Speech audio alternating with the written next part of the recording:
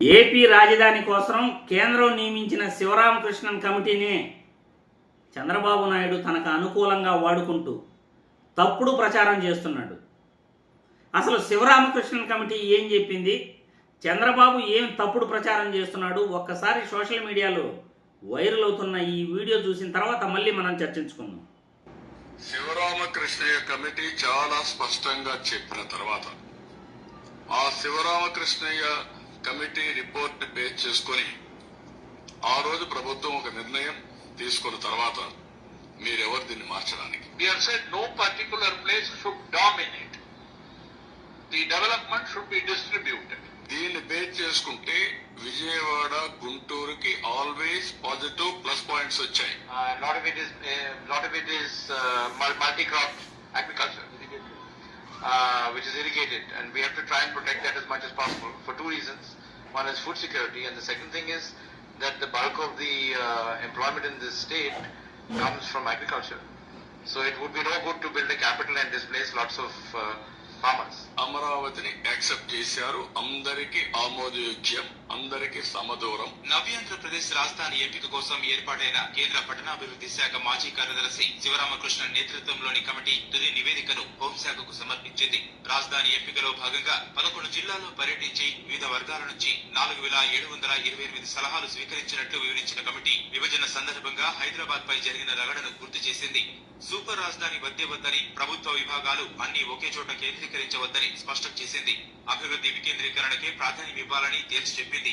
ప్రభుత్వ కార్యాలయాలను కేంద్రం కేటాయించిన విద్యా సంస్థలను 13 జిల్లాలకు పంపిణీ చేయాలని సూచించింది. అమరావతిని యాక్సెప్ట్ చేశారు, అందరికీ ఆమోదయోగ్యం, అందరికీ సమదూరం. రాజధానిని చక్కటి సాగు భూములు ఉన్న విజయవాడ, గుంటూరు ప్రాంతంలో పూర్తిగా కేంద్రీకరిస్తే ఆర్థికంగా, పర్యావరణ పరంగా నష్టదాయకంగా పరిణమిస్తుందని కమిటీ అభిప్రాయపడింది. రాజధాని రాష్ట్రం మధ్యలోనే ఉండాలనే నియమం ఏమీ లేదని తమిళనాడు, కేరళ, మహారాష్ట్ర, పశ్చిమ బెంగాల్ ఇందుకు ఉదాహరణని పేర్కొంది. కృష్ణా, గుంటూరు, పశ్చిమ గోదావరి జిల్లాలకు భారతదేశ ధాన్యాగారంగా పేరుందని, అలాంటి చోట సూపర్ రాజధాని ఏర్పాటు చేయడం తగదని హితవు పలికింది. అమరావతిని యాక్సెప్ట్ చేశారు, అందరికీ ఆమోదయోగ్యం, అందరికీ సమదూరం. రాష్ట్రాన్ని వైజాగ్ జోన్, రాయలసీమ ఆర్క్, శ్రీకాళహస్తి, నడుపుడి స్పెయిన్ గా అభివృద్ధి చేయాలని సూచించింది. ముఖ్యమంత్రి కార్యాలయం ఉన్న చోటే అన్ని ప్రభుత్వ కార్యాలయాలు ఉండాల్సిన పని లేదని కమిటీ స్పష్టం చేసింది. ఎవరిని మోసం చేస్తారు మీరు? ప్రజల్ని మోసం చేయడానికి మీ ప్రయత్నాలు. శివరామకృష్ణయ్య కమిటీ చాలా స్పష్టంగా చెప్పిన తర్వాత ఆ శివరామకృష్ణయ్య కమిటీ రిపోర్ట్ ని బేస్ చేసుకుని ఆ రోజు ప్రభుత్వం ఒక నిర్ణయం తీసుకున్న తర్వాత మీరెవరు దీన్ని మార్చడానికి? We have said no particular place should dominate. చూశారుగా, సోషల్ మీడియాలో వైరల్ అవుతున్న ఈ వీడియో చంద్రబాబు గారు చూడాలి. చేస్తున్న తప్పుడు ప్రచారాలు ఇకనైనా మానుకోవాలి. సోషల్ మీడియాలో వైరల్ అవుతున్న వీడియో ఎవరిదో కాదు, ఈటీవీ న్యూస్లో చెప్పిన వార్తే ఇది. ఈటీవీ న్యూస్లో చెప్పిన వార్తనే నేను ఇప్పుడు సోషల్ మీడియా ద్వారా ప్రతి ఒక్కరికి తెలియజేయాలనుకుంటున్నాను. నెటిజన్లు ట్రోల్ చేస్తున్న వార్తనే మీ అందరికీ కూడా తెలియజేస్తున్నాను. శివరామకృష్ణన్ కమిటీ ఏం చెప్పిందో మీరందరూ కూడా విన్నారు. మరి చంద్రబాబు ఏంటంటే శివరామకృష్ణన్ కమిటీ ఇక్కడే యాక్సెప్ట్ చేసింది, అమరావతిని యాక్సెప్ట్ చేసింది అంటాడు. ఎప్పుడు యాక్సెప్ట్ చేసింది?